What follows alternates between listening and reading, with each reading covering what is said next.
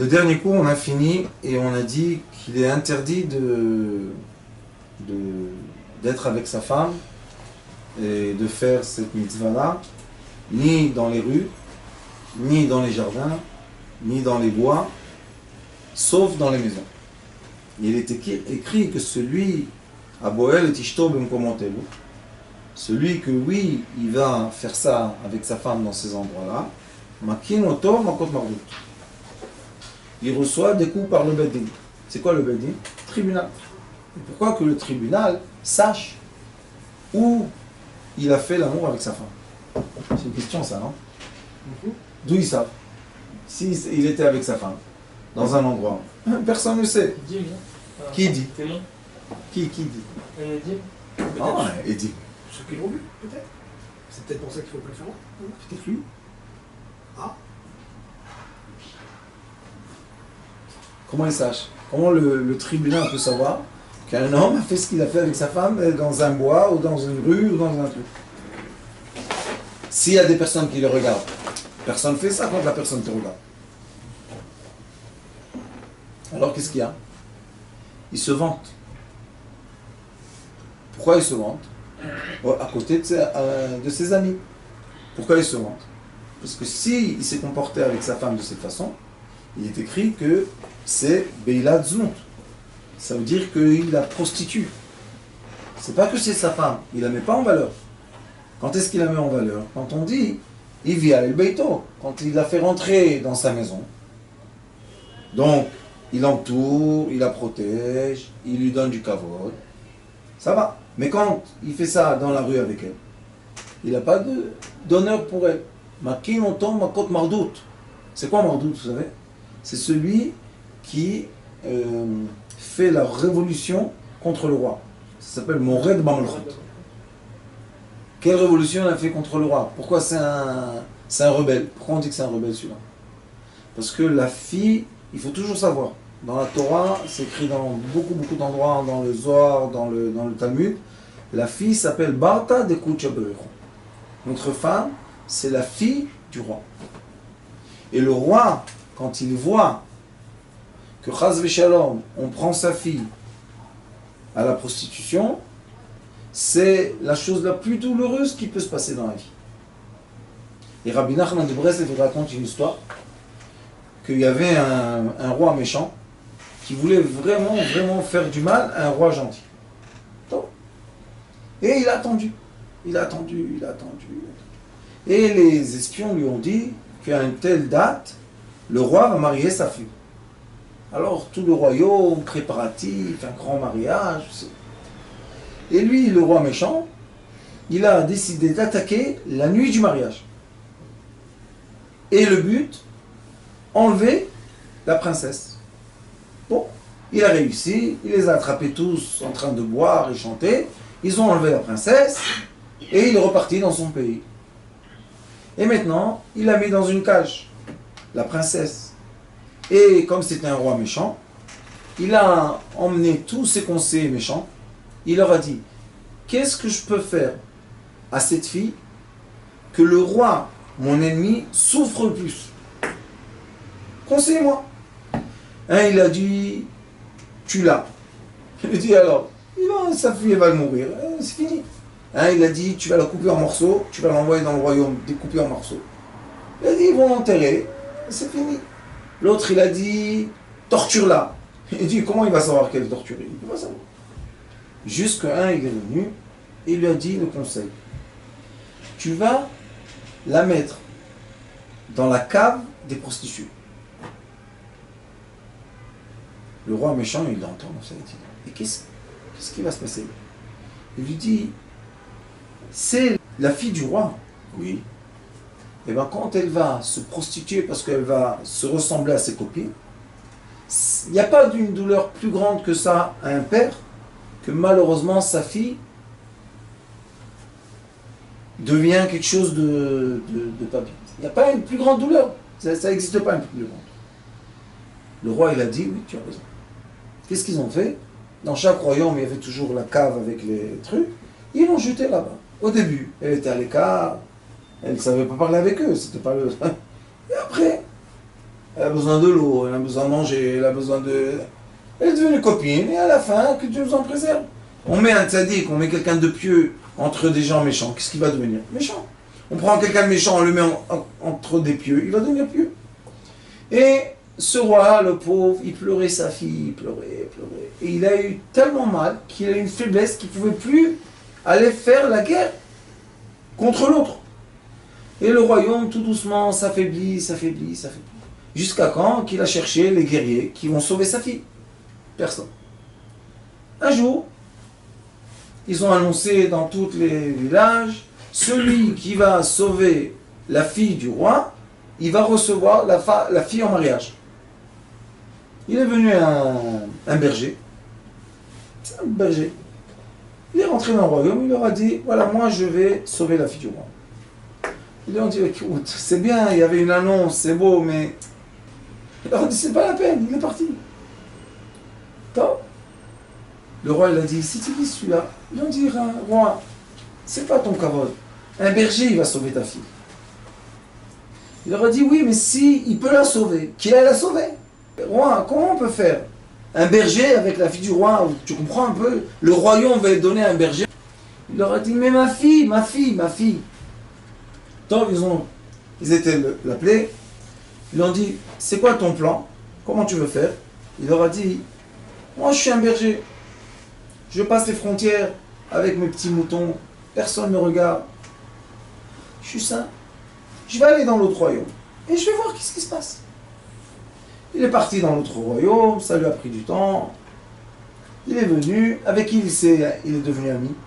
Avec ceux qui travaillent dans la cuisine, ceux qui travaillent avec les chevaux. Il leur dit, moi, il n'y avait pas une guerre il y a quelques années ici? Ah oui, oui, bien sûr. Et qu'est-ce qui s'est passé? Notre roi, c'est un malin. Il a pris la fille de l'autre, là. Il l'a mis dans la cave, là-bas, avec toutes les prostituées. Il leur a dit, elle est là-bas, vraiment? Vous savez, c'est comment les paroles de là? Oui, oui, oui, prouve-nous, prouve-nous. Hop! Il descend dans la cave et il la voit la fille du roi. Ok, il n'y a pas de problème. Il espionne, il tourne, personne ne fait attention, lui, un berger qui fait attention à personne. Et il retourne. Et il va chez le roi, il lui dit, écoute, j'ai vu ta fille de mes yeux. Voilà le plan. On va faire ça, ça, ça, j'ai besoin de telle armée, tel soldat, tel... Hein, et on va emmener la fille du roi. Et toi, tu seras sur le bateau. Pourquoi? Parce que tu dois la détecter, dire que oui, c'était ma fille. Ils ont fait la guerre, ils ont réussi, et le roi, il arrive. L'autre, il ouvre la porte. Vous savez, les caves avant, c'était pas les portes comme ça. C'était des portes comme les animaux, comme ça. Le toit, c'était la porte. Il dit, voilà, elle est là. Le roi, il a dit, comment, ma fille? Où là? C'est des prostituées. Il a dit, elle est là, dedans. Et ils n'arrivaient pas à faire la différence. Vous imaginez le roi, le pauvre. Top. Qu'est-ce qu'il a fait, le roi? Il a appelé celui qui a fait la chanson du mariage, ça s'appelle. Et il a commencé à chanter la chanson du mariage. Et il y avait une. Ça l'a interpellé. Qu'est-ce que c'est? Je connais cette musique. Vous imaginez un peu la pauvre, la fille du roi. Elle est montée, le roi l'a reconnue, ils sont repartis dans le pays, ils l'ont remis en place, la pauvre. Et elle s'est mariée avec ce gars. Ça, c'est une histoire que Rabbi Nachman de Breslev explique.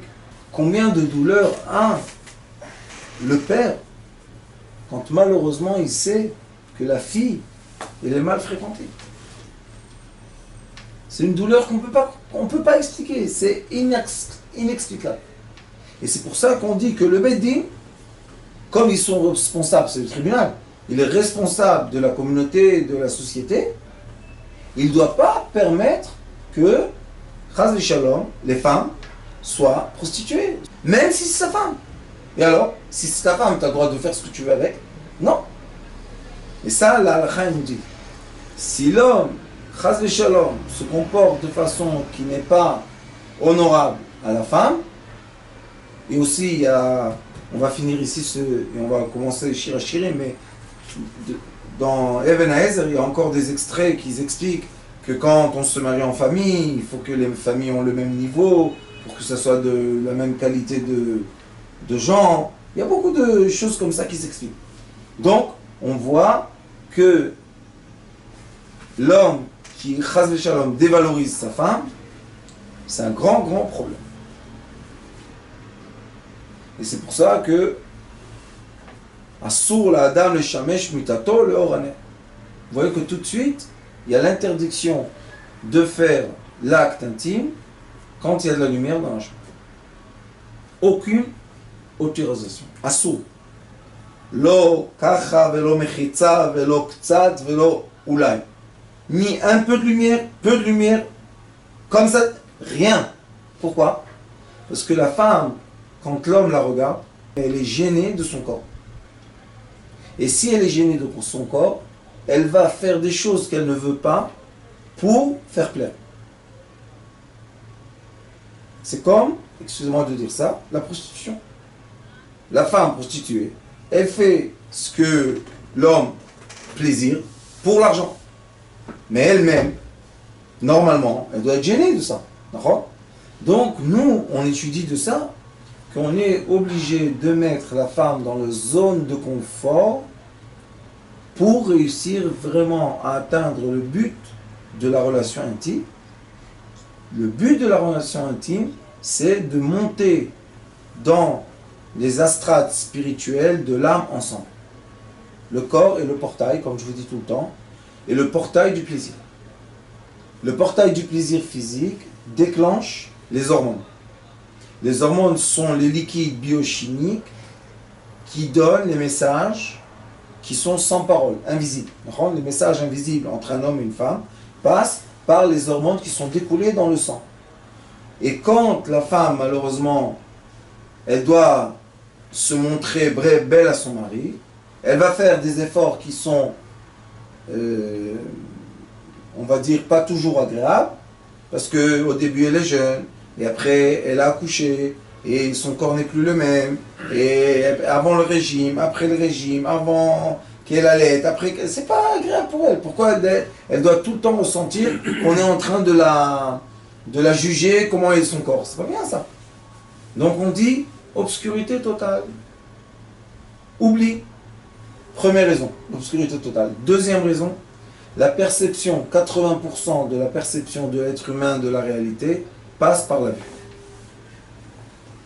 Et quand l'homme voit le corps de sa femme, il ne peut pas imaginer. On ne dit pas qu'il doit imaginer une autre femme, pas du tout. Mais on dit qu'il ne doit pas se concentrer sur ce qu'il voit. On doit lui fermer les yeux pour qu'il puisse ressentir d'autres choses. Comme on dit que les aveugles, ils ont l'ouïe beaucoup plus développé. Ils ont l'odorat beaucoup plus développé. Pourquoi? Parce que le sens essentiel qui est la vue ne travaille pas. D'accord? Donc l'homme, quand il voit pas sa femme, automatiquement les sens de l'ouïe, de l'odorat, du goût et du toucher se développent. Pour faire plaisir à un corps physique, on est obligé d'être à l'écoute. On a dit qu'il y a l'odorat, vous vous rappelez, on avait parlé de l'odorat. Il y a le goût de quand on s'embrasse et il y a le toucher de la main. Mais quand je regarde, 80% de la possibilité de ces sens-là de se mettre en valeur descend.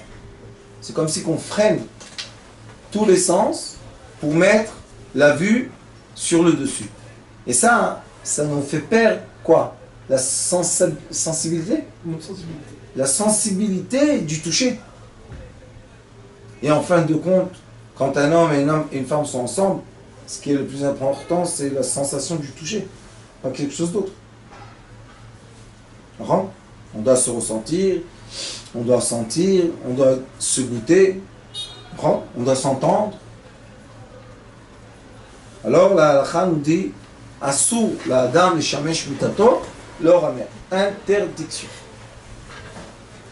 Va filou à l'aider à afalat talit. C'est quoi afalat talit? Afela, c'est l'obscurité.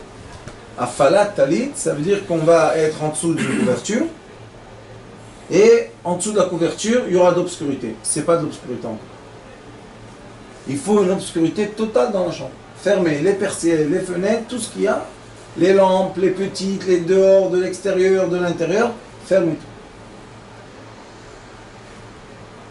Arei Shaita Shabbat. Et si c'est un jour de Shabbat, Velo ayalo bait acher, vaya ner dolek, lo yishamesh klal. Si c'est Shabbat, et la bougie encore est allumée dans la chambre, la nuit, on ne peut pas faire avec ça. Même que Shabbat, c'est un commandement de oui être ensemble accouplés. Tu vois que le commandement de la lumière, interdiction de la lumière, pousse le commandement positif de Shabbat. Tellement la lumière, c'est grave. C'est très très très très grave. Il ne faut pas utiliser la lumière. On perd la sensation d'être un corps. Parce qu'il est écrit dans la Torah, Vaïtem le basar echad, pas Vaïtem le mar'e echad. La Torah aurait pu dire, vous serez à une image. Donc on va se regarder, on va imaginer qu'on est ensemble. Non. Vaïtem le basar echad, vous devez être une chair, un corps physique. Le corps physique se lie par la bouche et par le toucher. Le Tikkun Hazar au Kadosh, il dit, Vaïtem le basar echad, vous êtes une chair, une peau, interdit d'avoir aucun habit qui fait la séparation de la peau entre eux. Il y a des gens qui sont habillés comme ça, ou bien des fois ils n'ont pas le temps de se déshabiller. Tout ça, c'est pas un vrai accouplement. Ça, c'est les vitesses de faire des besoins bestiaux.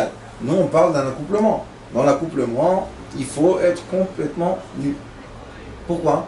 Pour que toute la peau du corps, qui est le membre le plus grand du corps, c'est la peau. C'est un membre du corps qui a tous les capteurs du toucher, soit actif dans cette relation pour qu'on ait le but de ça, c'est arriver à un stade qu'on ne ressent plus qui est qui. On peut arriver à un stade que ça va tellement bien et ça va arriver à un stade qu'on ne ressent plus est-ce que c'est elle qui m'embrasse ou que c'est moi qui l'embrasse. On veut oublier du corps. Pourquoi? Parce qu'on veut monter, on veut chercher la lumière de l'âme. C'est la seule raison qu'on est accouplé. L'âme qui nous réunit et l'âme qui va venir vers nos enfants. Et l'âme, dit le Hari Akadosh, l'âme qui va nourrir tous nos besoins. Puisque tous nos besoins, c'est des origines de lumière. Et quand on est accouplé, on allume les origines lumière. Quand on est ensemble, on allume les origines lumière. On est en train d'allumer les lampes qui après vont se découler tout doucement et vont devenir de la matière dure, solide. Alors il dit, celui qui fait ça la journée, n'empêche que moi je vais rentrer une petite parenthèse ici. Quand on est jeune marié, les premiers temps, on a besoin de l'autre. Moi je dis 3 premiers mois, dit le Vayardo. Il faut être ensemble. Pourquoi? Pour décharger les années qu'on était seuls. Mais après, il y a un moment. J'arrive, qu'est-ce qui se passe? Boum, je repars au travail. C'est plus capote, ça. C'est plus le. Qu'est-ce qu'il faut faire? Tout doucement. Il faut faire un clin d'œil. Comprends, ce soir, oui, je vais me reposer, je vais manger ce qu'il faut avant, pour que je n'ai pas le ventre plein, et je sois fatigué, et je m'endors au milieu. Il y a des gens qui au milieu qui sont ensemble, ils s'endorment. Vous imaginez quelle honte pour la femme ou pour l'homme. Celui qui est resté réveillé, le pauvre, il ne sait pas quoi faire avec ça. Qu'est-ce qu'il fait? Il est en train de faire l'acte le plus actif du corps et s'endormir. Ça veut dire que j'ai envie de toi? Pas du tout. J'ai envie de dormir, pas envie de toi. Donc il faut se préparer. Alors dit la lacha, Azout panimilo. Azout, c'est celui qui n'a pas honte de rien du tout. Ça s'appelle Azpanim. Celui qui n'a honte de rien, comme un amer. Qu'est-ce qu'il fait?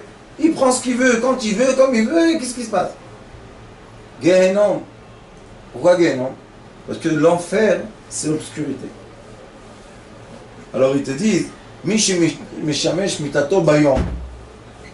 Celui qui fait ça la journée, on aurait dû dire que c'est Gan Eden, le paradis la journée, c'est de la lumière. Alors, Ça, c'est l'obscurité la plus épaisse. Pourquoi? Parce qu'il ne va rien ressentir de cette relation. Il faut comprendre que cette relation, c'est comme le manger. Ça doit nourrir une partie de l'être humain. Quelle partie de l'être humain?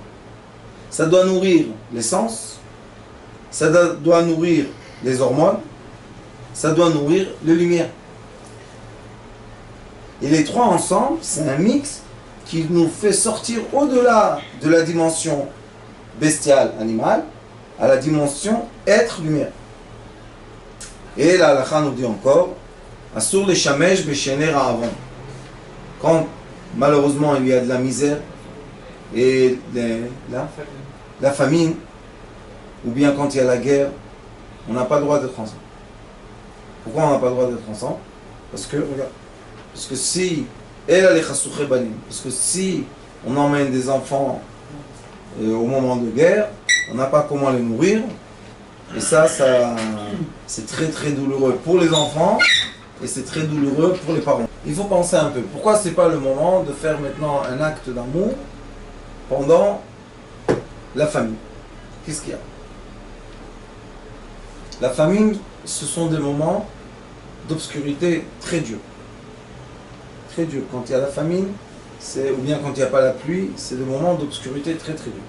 Le Ari Akadosh explique dans Etz Chaim, il dit que pourquoi on a eu les 10 Harugei Melucha, les 10 sages qui ont été tués par les Romains après la destruction du deuxième temps. Pourquoi ils ont été tués? Parce que c'était un moment de sécheresse. C'est quoi la sécheresse? La sécheresse, c'est quand le liquide féminin ne monte pas dans les cieux. Ça s'appelle Yavasha. Elle est sec. Mais quand, Baruch Hashem, elle, la femme, elle a le liquide féminin qui monte, ça s'appelle Yabasha. Yabasha, c'est un continent. Donc on a la sécheresse et le continent. C'est un en face de l'autre. Quelle est la différence entre eux? Un point. C'est quoi le point? Le point s'appelle Yud, et le Yud, c'est le grain de l'homme et le grain de la femme. Et si nous sommes dans des années de sécheresse, ça veut dire que l'homme et la femme ne savent pas monter le liquide féminin pour faire descendre de l'abondance sur terre. Donc c'est une image pour leur dire, si tu fais cet acte et l'acte n'emmène pas l'abondance, tu n'as pas le droit de faire l'acte. Et dans le Tikkun Zohar à la fin, Rabbi Shimon Bar Yochai, Bezrat Hashem, mercredi prochain, on sera chez Morichaim. Il y a un bus qui sort d'ici, 6 heures. Et Rabbi Shimon Bar Yochai, il explique que la sécheresse, il dit à son fils, si un homme n'arrive pas à faire monter le liquide féminin de sa femme, il n'a pas le droit d'être avec elle. Il doit se divorcer. Pourquoi il se divorce?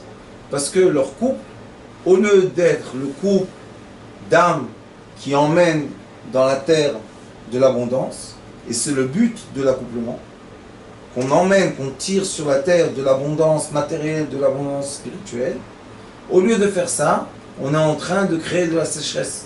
Parce que chaque couple, c'est comme l'hydrogène et l'oxygène qui se rencontrent, qu'est-ce qu'on reçoit? De l'eau.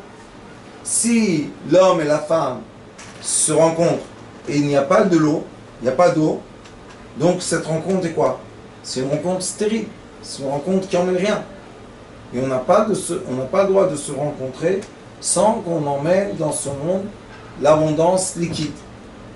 Et on sait que le monde est 70% du liquide. Le corps humain est 70% liquide. La buée, quand elle monte, elle se transforme en pluie, elle redescend sur la terre. Donc on a toujours le mouvement de la terre vers les cieux et des cieux vers la terre. Donc la femme qui s'appelle la terre, Adama, la terre, elle doit faire monter la buée. Comment la buée se déclenche d'un corps? Par la chaleur. C'est quoi la chaleur? Accélération des membres. C'est quoi l'accélération? C'est l'adrénaline. Adrénaline, c'est quoi? Stimuler. Donc si on n'arrive pas à stimuler notre femme que la chaleur sort de son corps et qu'elle monte vers les cieux, et que dans les cieux, après, il se crée des nuages, et les nuages font descendre la pluie et l'abondance sur l'homme, ça s'appelle sécheresse. Il est écrit Assur. Et c'est pour ça que Rabbi Akiva, Sof Masechet Gittin, c'est la Mishnah qui parle de divorce. Il dit que même si un homme a trouvé une femme qui lui plaît plus que sa femme, il doit divorcer sa femme et se marier avec celle qui lui plaît plus. Pourquoi? Parce que si sa femme ne lui plaît plus, ça veut dire qu'il ne s'approche plus d'elle. S'il ne s'approche plus d'elle, sec. Si ce couple, c'est une sécheresse, c'est un désert. Dans le désert, il n'y a rien qui pousse. Mais s'il a trouvé quelqu'un qui lui plaît, ça s'appelle le continent. Il a trouvé une nouvelle terre qui lui plaît, qui veut cultiver. D'elle, il va faire monter le liquide féminin, faire descendre le liquide masculin. Il doit se marier avec cette femme. Et c'est pour ça que quand on parle de mariage ou bien de shidduchim, de rencontre, on dit il faut se marier avec la femme qu'on aime, vite. Pourquoi? Parce que c'est possible qu'un autre va venir, il va la prendre. Mais on ne veut pas qu'un autre vienne prendre notre femme de nos mains. Pourquoi lui, l'autre, il va venir apprendre? Parce que celui qui attend trop de temps, il crée de la sécheresse. Il ne crée pas de l'abondance. Donc vous voyez que toute cette histoire d'accouplement, c'est une histoire de quoi? D'humidité, de liquidité qui nourrit la terre. C'est quoi la terre? La terre, c'est l'être humain. Mais là, Adama, c'est quoi Adama? Adam. Mais là, tu es venu de la terre, tu retourneras vers la terre. Comment je peux retourner vers la terre? Quand l'homme donne le liquide masculin à la femme, ça veut dire qu'il nourrit la terre. Mais quand il préserve la femme du liquide masculin, c'est comme s'il crée la sécheresse sur la terre. Et c'est pour ça que aussi les femmes doivent savoir que c'est interdit de repousser l'homme quand il a envie. Ou plutôt, je veux dire, quand il a besoin. Parce que chez les hommes, c'est un besoin, chez les femmes, c'est un envie. Des fois, l'homme, il a un besoin, et la femme, elle le repousse. Maintenant, il se trouve tout seul. Et malheureusement, il y a beaucoup de problèmes qui se créent de cette solitude. Un des problèmes, c'est qu'il peut s'accoupler avec des entités. Un autre problème, c'est qu'il peut trouver la solitude et avoir des idées qui ne sont pas adaptées à un couple. Beaucoup de choses comme ça. Et la chose la plus dangereuse, c'est qu'on est en train d'emmener dans ce couple, quoi? La sécheresse. Et il est écrit qu'on n'a pas le droit de s'accoupler pendant les années de sécheresse. Donc on voit que tout, fil à aiguille, se connecte. Tout est connecté. Et c'est pour ça qu'en haut, quand ils ont dit qu'on a le droit de faire tout ce qui fait plaisir, traduction, tout ce qui fait lever la vapeur, la chaleur du corps de la femme vers les cieux. Avec cette chaleur monte son plaisir. Le plaisir est accueilli chez le roi. Et quand le roi sait que sa fille elle est contente, qu'est-ce qu'il fait au prince? Il lui envoie des cadeaux. Il lui envoie de l'abondance. Il lui envoie tout ce qu'elle a besoin. Ou pas? Pour faire quoi? Pour contenter sa fille. Donc, contenter sa femme, c'est aussi une éducation qu'on va contenter ta fille dans le futur. Et je vous ai dit tout à l'heure que la chose la plus douloureuse d'un homme, d'un être, c'est que malheureusement sa fille souffre. C'est affreux de voir tes enfants souffrir. Tu les as emmenés sur terre pour qu'ils aient le bien. Alors comment ils sont arrivés dans cette souffrance? Et ces souffrances arrivent seulement par l'ignorance. J'ai eu la chance dernièrement ici que j'explique à des couples qui ne sont pas spécialement religieux, je leur explique ce qu'on étudie ensemble. Ils me disent, mais pourquoi c'est pas une loi? Comme ça, ils me disent, aujourd'hui on m'a dit, mais pourquoi c'est pas une loi qu'avant de se marier, on est obligé de passer une formation? Pourquoi la voiture, on est obligé de faire le conduit? Pourquoi un revolver, on doit faire une formation? Et ça, c'est l'essentiel de la vie. Aucune formation. On est ensemble, allez, là, qu'est-ce qui se passe. Mais après, ça emmène des choses très très dangereuses. Ça peut emmener la violence dans la maison, ça peut emmener la pauvreté, ça peut emmener des maladies, ça peut emmener des choses très graves. Alors pourquoi on n'oblige pas? Je l'aurais dit. Moi je sais pas, il y a YouTube, rentrez, regardez les cours, qu'est-ce qu'on peut faire de plus? Mais je suis d'accord avec eux que c'est une chose qui doit être enseignée. Pourquoi?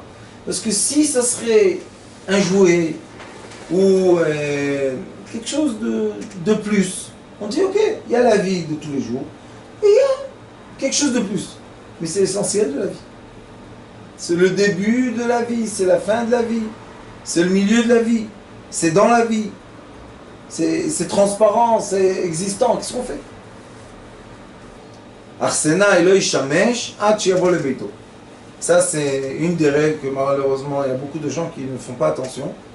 Il est écrit que celui qui est invité dans un endroit, par exemple dans une famille, chez ses beaux-parents, chez ses parents, même qu'on leur donne une chambre tout seul, c'est pas bien de faire ça. Pourquoi? Quand on est dans une maison, dans une famille, dans un endroit, je parle pas d'un hôtel, un hôtel ça s'appelle Bet Dirot, chacun il a sa maison, mais quand on est dans une maison, dans une sphère d'une famille, et on vient, on est invité, et la nuit, pourquoi c'est interdit?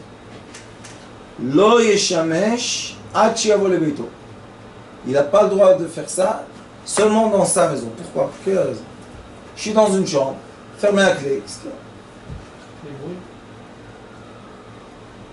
Et qu'est-ce que ça va faire le bruit? Tu peux entendre le trône, tu peux entendre. Et ça peut faire honte et ça peut faire envie de sa femme. Ouais. Enfin, première raison, le bruit. Et disons qu'on est en silence. Pourquoi interdit? Quand une personne dort,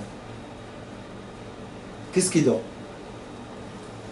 Le corps, Les 5 sens physiques. Et qu'est-ce qui dort pas? Le cerveau. Les 5 sens célestes. Donc celui qui est propriétaire de la maison, il dort jamais. L'âme, elle ne sait pas dormir. Donc il voit ou il ne voit pas ce qu'il fait? Il voit ce qu'il fait. Et c'est comme si qu'une personne fait ça en face des autres. On a étudié au début, si vous vous rappelez, que c'est interdit de faire l'amour avec sa femme devant qui que ce soit, même un bébé. Interdit. Pourquoi? C'est intime. Premièrement, c'est intime. Deuxième, c'est écrit dans la Torah qu'on n'a pas le droit d'avoir l'envie de la femme de quelqu'un. On n'a pas le droit d'avoir l'envie d'une autre femme. Mais si quelqu'un, je le vois faire ce qu'il fait avec sa femme, ne pas avoir envie, on a l'essence vitale, qu'est-ce qu'on peut faire?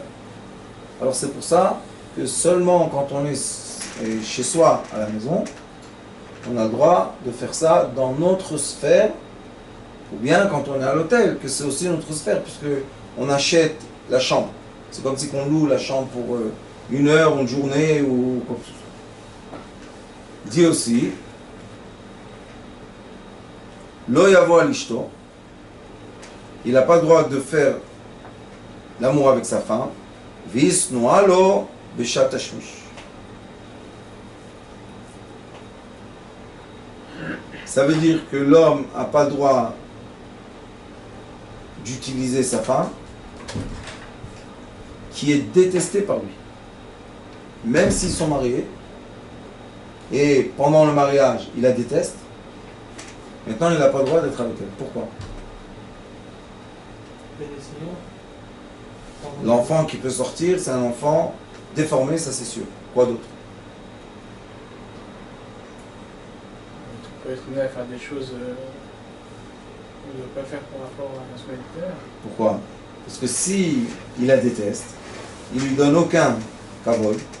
S'il lui donne aucun kavod, il peut l'utiliser de façon impropre, prostituée. Mais là on parle de quelqu'un qui déteste sa femme qui ne en veut plus, ou quelqu'un par exemple qui s'est disputé avec sa femme et pendant un moment il a des petits sentiments de elle m'énerve et enfin, Si pendant les moments qu'elle m'énerve, il fait avec elle ce qu'il fait, c'est interdit. ça rentre dedans. C'est pour ça qu'il est écrit Lo yeshamesh v'im ena merutza yefaisena ad shtitratze. Si elle n'est pas contente, elle n'est pas en paix avec lui, il doit premièrement faire la paix avec elle et après faire ça. Parce que c'est moi, la haine permet aux entités de se mêler dans ces rapports. Par exemple, quand quelqu'un se dispute avec sa femme, et il se réconcilie dans le lit. On n'est pas seul dans le lit. Les entités des colères viennent avec nous. Et après, ils font ce qu'ils veulent. C'est comme la prostitution. Donc vous voyez que la halakha nous dit qu'on est obligé de garder sa femme. C'est pour ça qu'il s'appelle Ishto, Korot Beito, c'est Ishto, Beito, c'est Ishto. Sa maison, c'est sa femme. On est obligé de garder la sphère qui s'appelle la femme. C'est une sphère qui nous protège, c'est une sphère qui nous entoure, c'est une sphère que si nous, on ne va pas nous l'honorer, nous lui donner l'importance, nous lui donner ce qu'il faut, elle ne va pas nous protéger. Et quand on n'est pas protégé par la femme, on va être attaqué par les entités. Et quand les entités nous attaquent, ils prennent l'abondance, l'argent, tout, eux, ils prennent. Il y a beaucoup de gens qui disent, je comprends pas, je travaille tellement, je fais des affaires, où est l'argent? Je leur dis, mon fils, l'argent, il est chez tes enfants. Lesquels? Ceux, les invisibles. וכן, אם גמר בליבו לגרשה, אף על פי שאינה שנואה לו, לא יבוא עליה. Et si quelqu'un a décidé, ça s'appelle מגורשת הלב. Si quelqu'un a décidé de se divorcer de sa femme, même ce qu'il ne déteste pas, mais juste, il ne s'entend pas, ou je sais pas quoi, il n'a pas le droit de faire avec elle l'amour. Du moment que son cœur est divisé d'elle, et séparé d'elle, ça y est, on n'a plus le droit de s'approcher. Ça veut dire qu'on voit que cette approche physique, c'est seulement une porte, un portail, pour l'approche sentimentale, qui est portail pour l'approche spirituelle. Et si une des portes est fermée, on ne va pas atteindre le spirituel. Si on ne va pas atteindre le spirituel, à quoi sert cette porte? C'est mieux la fermer et c'est tout, ne plus l'ouvrir. C'est pour ça que dans le judaïsme, nous avons le divorce. On n'est plus ensemble, c'est pas la peine. Il y a 9 chapitres dans la Mishnah de divorce et 4 chapitres de mariage. Quand on étudie le divorce et le mariage, ensemble c'est 13. Et 13 c'est amour. Si tu veux vraiment aimer ta femme, tu dois aussi savoir quand est-ce que tu dois te séparer d'elle. Parce que quand on se sépare de quelqu'un, c'est pour ne plus lui faire du mal. D'accord? Et si on décide de se séparer, ça veut dire qu'on lui donne le kavod. Et si on reste dans des relations qui font mal, c'est pas un kavod, c'est une mauvaise relation. Alors il dit encore une chose. Lo yavo alea veu oi shikorim. Quand ils sont ivres, interdit d'être ensemble. Encore la même raison, quand ils sont ivres, ils font des choses qui sont mal placées, ils oublient ce qu'ils ont fait. L'ivre, quand il se réveille, il oublie ce qu'il a fait, mais l'autre se rappelle bien ce qu'il a fait. Et des fois on ne parle pas comme il faut, des fois on ne se comporte pas comme il faut, et encore une fois on perd, on manque de kavod, de respect. ולא ישמש עם אשתו ליתן דעתו על אחרת. אפילו שתיהן נשיו. Et on n'a pas le droit d'être avec une femme, et pendant qu'on est avec notre femme, penser à une autre femme. Même si les deux femmes sont nos femmes. Il y a des pays dans le monde que les gens, oui, ils sont mariés avec 3, 4, 5 femmes, il n'y a pas de problème. Mais on te dit, quand tu es avec une, ne pense pas à l'autre. Pourquoi? Parce que ça vexe la femme. Et quand la femme elle est vexée, elle est fermée. Et quand elle est fermée, ça ne monte pas. Le liquide féminin ne monte pas où il doit monter pour accoupler les astrades célestes, pour faire descendre sur le monde l'abondance. Donc toute l'histoire de l'accouplement il a deux niveaux. Il y a le niveau physique, qui est emmener l'abondance sur la terre, sur notre vie, sur notre existence, sur notre planète. Et la deuxième raison pour laquelle on doit être ensemble, c'est pour qu'on puisse, l'homme et la femme, atteindre des niveaux spirituels élevés. Avec l'aide de Dieu, Bezrat Hashem, on a fini Siman Trafé. On doit faire une petite souda, non? Sion, Siman, ça nous a pris quelques mois. On va commencer à étudier Shir HaShirim, qui est la chanson des chansons, c'est le cantique des cantiques.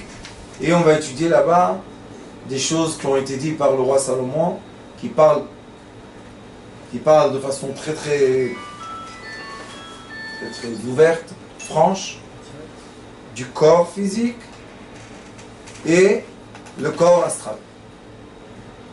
Du physique et du quantique. Il parle tout le temps, le Malbim va nous expliquer tout le temps comment le corps physique va déclencher un corps astral. Comment le corps astral emmène du plaisir au corps physique. Comment le corps physique qui a un plaisir va faire monter l'âme qui a en lui dans les astrales célestes. Et bon, Hachem, même en hébreu, j'ai commencé ça, un peu renouvelé, parce qu'on a enseigné le Ari HaKadosh pendant beaucoup d'années. Et Bezrat Hachem, on ait la chance de faire entrer dans nos maisons l'amour, la joie, le respect, l'abondance matérielle et spirituelle. Baruch Adonai L'Olam, Amen.